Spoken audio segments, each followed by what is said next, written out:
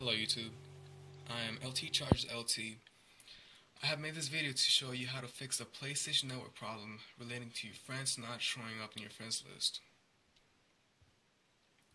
As you can see, I have fixed the problem in my main account. Now I'll be teaching you how to fix it.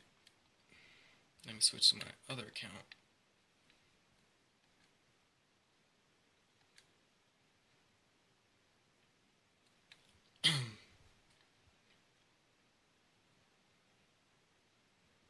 Alright.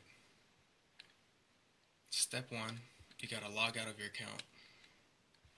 Simply press sign out. Now, click on sign in, but don't sign in. You have to click on forgot your password. Now simply fill out your date of birth.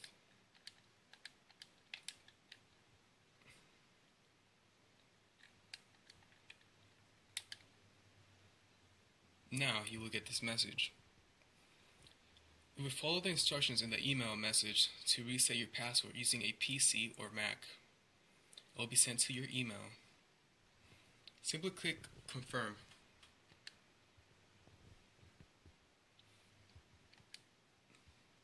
Now once you got your email, reset your password and sign in.